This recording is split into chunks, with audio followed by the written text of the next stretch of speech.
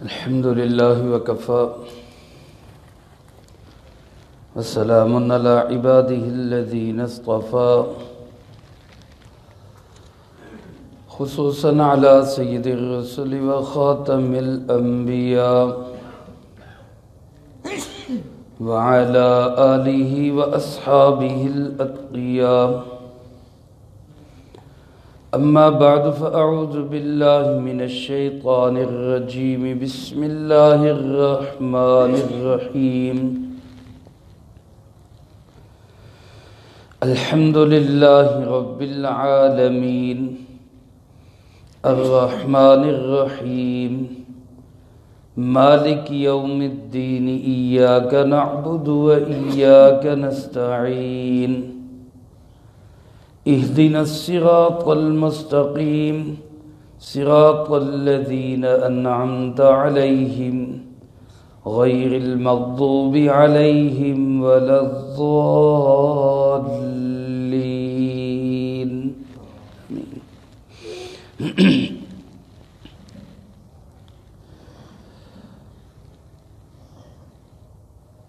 اس سے پہلے کہ ہم اس سورۃ مبارکہ کا ترجمہ، تفسیر، اس کے فوائد و فضائل پڑھیں یا سنیں،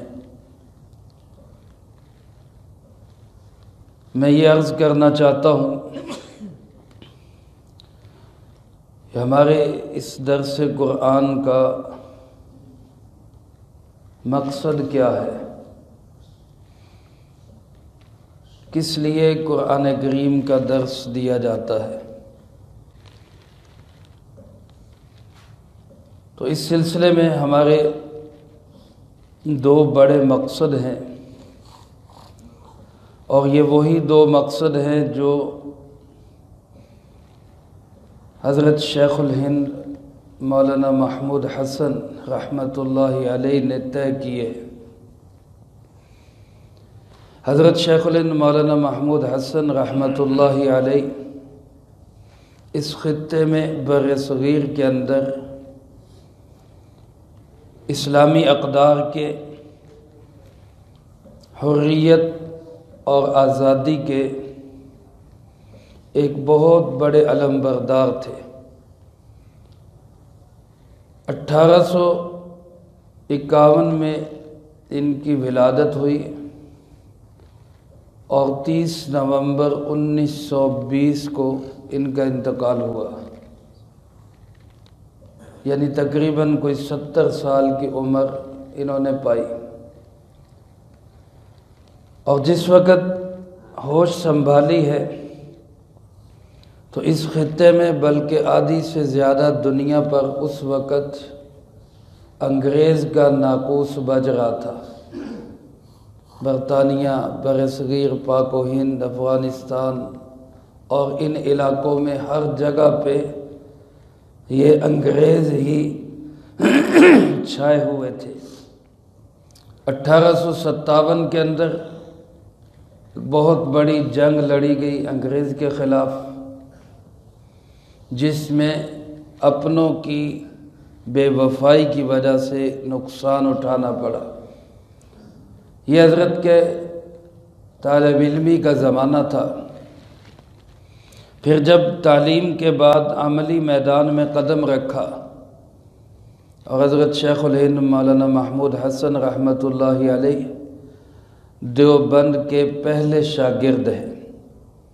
دارالعلوم دیوبند کی جب بنیاد رکھی گئی، سب سے پہلے شاگرد حضرت شیخ الہند مولانا محمود حسن، جو اس وقت صرف محمود حسن تھے. دنیا نہیں جانتی تھی کہ یہ دارالعلوم دیوبند کا پہلا تعلیم یافتہ انسان.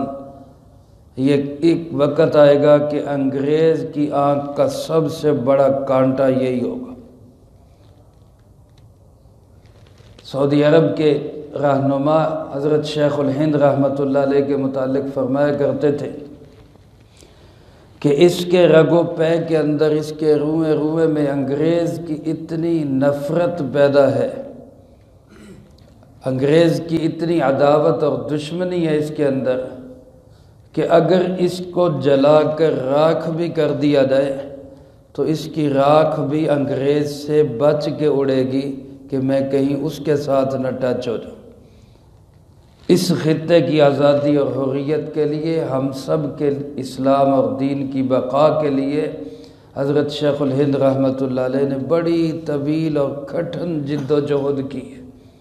اللہ ہمیں اپنے ان اکابر کی قدر کی توفیق نصیب فرمائے۔ حضرت شیخ الہند مولانا محمود حسن رحمۃ اللہ علیہ کی زندگی کے آخر میں ایک بہت بڑی تحریک انگریز کے خلاف انہوں نے چلائی، جس کو دنیا تحریک ریشمی رومال کے نام سے جانتی ہے۔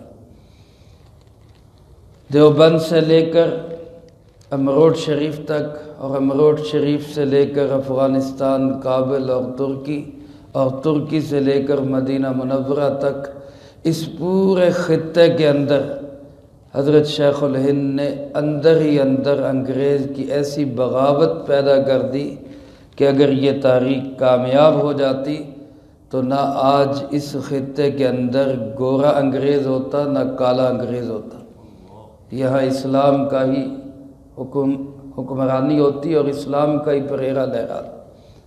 لیکن یہاں بھی چند اپنوں کی ہی بے وفائی کی وجہ سے یہ تحریک بھی ناکام ہو گئی، اور اس کے نتیجے میں حضرت شیخ الہند مولانا محمود حسن رحمۃ اللہ علیہ کو غالباً 1916 کے اندر جون کے مہینے میں گرفتار کر کے ایک جزیرہ ہے مالٹا، وہاں پہ قید کر دیا گیا۔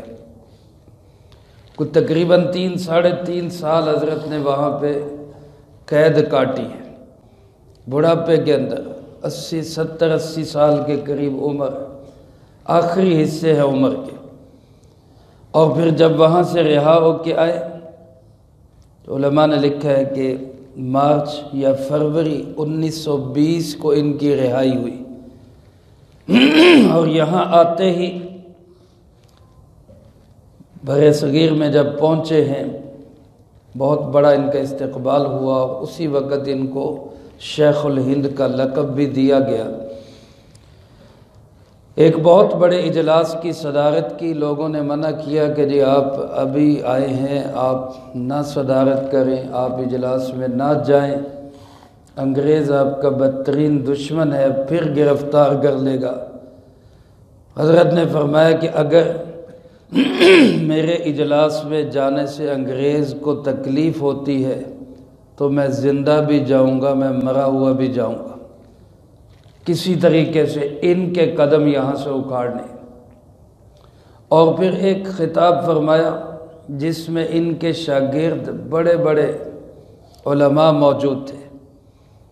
اب آپ حیران ہوں گے کہ ان کے شاگردوں میں حضرت مولانا سید حسین احمد مدنی رحمۃ اللہ علیہ، حضرت مولانا شبیر احمد عثمانی رحمۃ اللہ علیہ، حضرت مفتی محمد شفیع صاحب رحمۃ اللہ علیہ، حضرت مولانا محمد الیاس رحمۃ اللہ علیہ، یہ ان کے شاگرد ہیں سارے، جو شاگرد بھی ایک ایک شاگرد اپنے اپنے وقت کا علم کا پہاڑ ہے، اور اپنے اپنے وقت کا ایک اسلامی تحریک کا اندر درد رکھنے والا انسان ہے۔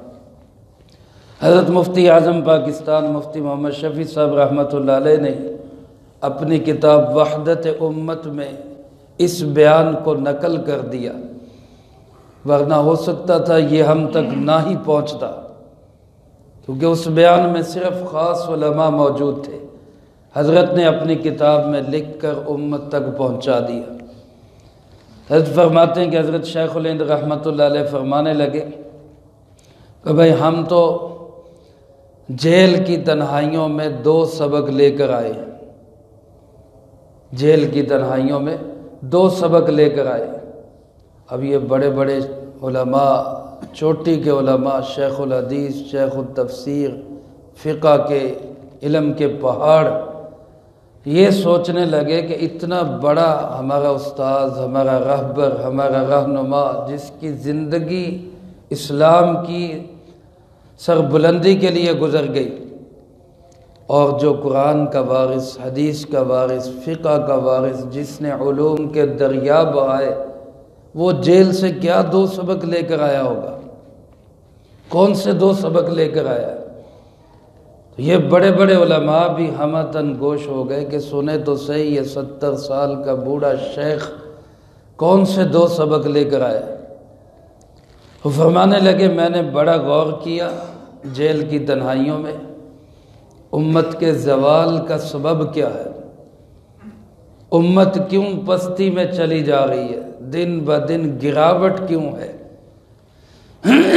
تو فرماتے کہ میں غور کر کے، فکر کر کے، سوچ و بچار کر کے، اپنے تجربے کے بعد اس نتیجے پر پہنچا ہوں کہ 2 بیماریاں ہمارے اندر پیدا ہو گئی، 2 چیزیں ہمارے اندر آ گئی ہیں، اس وجہ سے آج امت زوال کا شکار ہے۔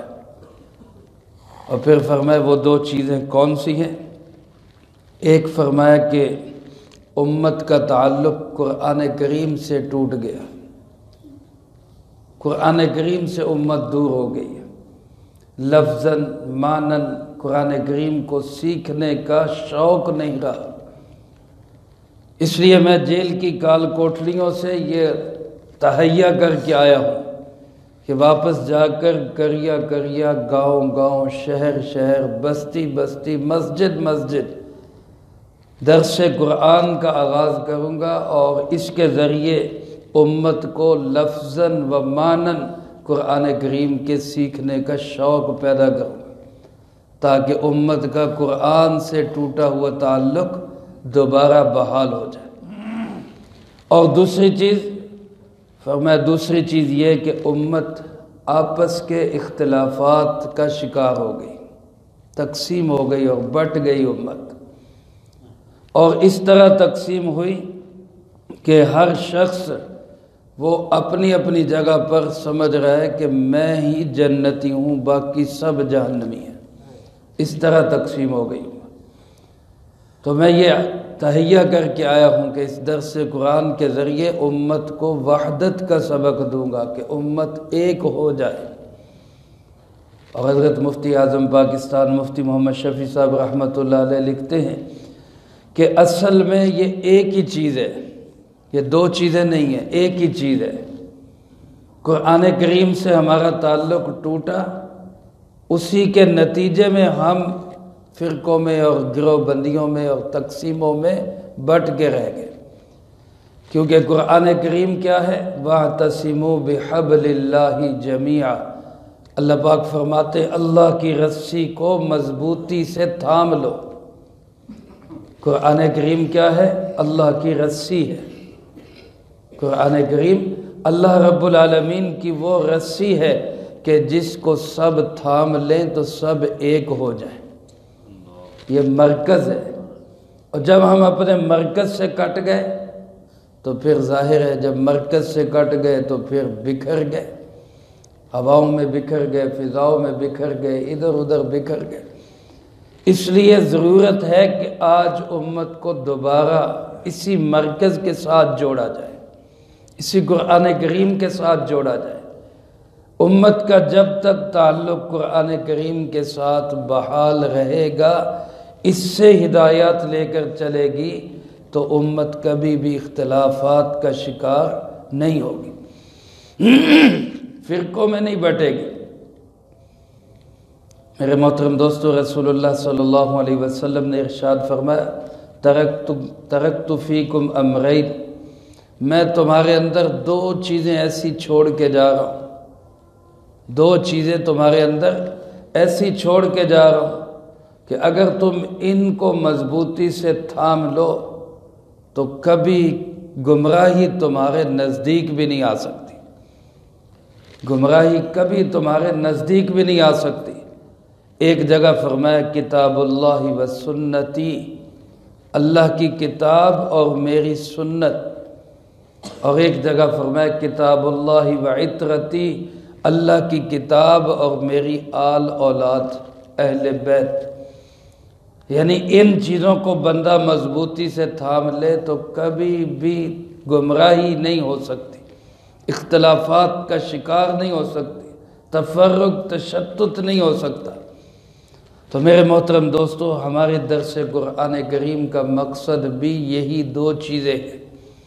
ایک یہ کہ ہمارا تعلق قرآن کریم سے جڑ جائے، اس کے الفاظ کو ٹھیک کرنے کا شوق بھی ہمارے اندر پیدا ہو جائے، اور اس کے معانی اور مطالب و مفاہیم کو سمجھنے کا شوق بھی ہمیں لگ جائے۔ اور علامہ اقبال رحمۃ اللہ علیہ نے اسی کو اس انداز میں ارشاد فرمایا، وہ معزز تھے زمانے میں مسلمہ ہو کر۔ صحابہ اکرام رضی اللہ تعالیٰ عنہ مجمعین کے متعلق علامہ صاحب فرماتے ہیں، وہ معزز تھے زمانے میں مسلمہ ہو کر، اور ہم خوار ہوئے تارک قرآن ہو کر۔ تارک کہتے چھوڑنے والے کو، ہم نے قرآن کو چھوڑ دیا، اس لیے آج ذلیل و رسوا ہے۔ اپنے اس مرکز کے ساتھ جڑنے کی ضرورت ہے۔ ہم نے تو قرآن کو ایسے چھوڑا جیسے ہمارے استاد محترم حضرت مولانا ضیاء القاسمی صاحب رحمۃ اللہ علیہ، اللہ ان کی قبر پہ کروڑوں رحمت نازل فرمائے، اکثر یہ شعر پڑھا کرتے تھے، وائے ناکامی متاع کارواں جاتا رہا، وائے ناکامی متاع کارواں جاتا رہا، کارواں کے دل سے احساس زیاں جاتا رہا۔ اپنے اس مرکز سے اتنا دور ہوئے کہ احساس بھی نہیں رہا، اندر درد بھی نہیں رہا کہ اللہ کرے ہم قرآن سے اپنا تعلق جوڑ لیں۔ تو ہمارے درس قرآن کریم کا مقصد صرف اور صرف یہ ہے کہ قرآن سے ہمارا تعلق جڑ جائے، اور ہم اختلافات سے بچیں، فرقہ واریت سے بچیں، ایک دوسرے پہ طنز اور تشنیع سے بچیں۔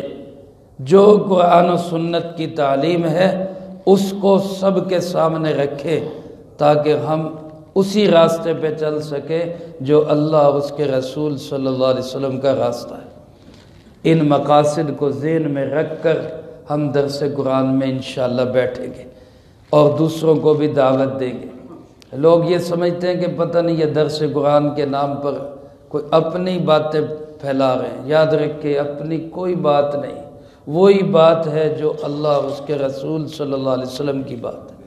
اللہ مجھے آپ کو سب کو اس کا شوق و ذوق نصیب فرمائے، قرآن کریم سے ہمارا تعلق بحال فرمائے، اور ہمیں آپس کے اختلافات سے بچ کر صراط مستقیم پہ چلنے کی اللہ توفیق نصیب فرمائے۔ جو کہا سنا اس کو زندگی میں لا کے دوسروں تک پہنچانے کی توفیق عطا فرمائے۔ اللہم انت السلام و منک السلام، تبارکت ربنا و تعالیت یا ذا الجلال والاکرام۔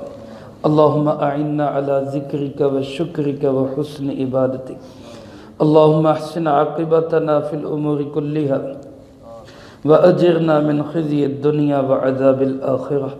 اللهم باقية كباقية الوليد، اللهم استر عوراتنا وآمن روعاتنا، اللهم إنا نجعلك في نحورهم ونعوذ بك من شرورهم، اللهم اكفنا بحلالك عن حرامك وأغننا بفضلك عمن سواك، اللهم اكفنا كل مهم من حيث شئت ومن أين شئت، رب اغفر وارحم وأنت خير الراحمين، رب ارحمهما كما ربياني صغيرا، اللهم ربنا تقبل منا إنك أنت السميع العليم وتب علينا إنك أنت التواب الرحيم، وصلى الله على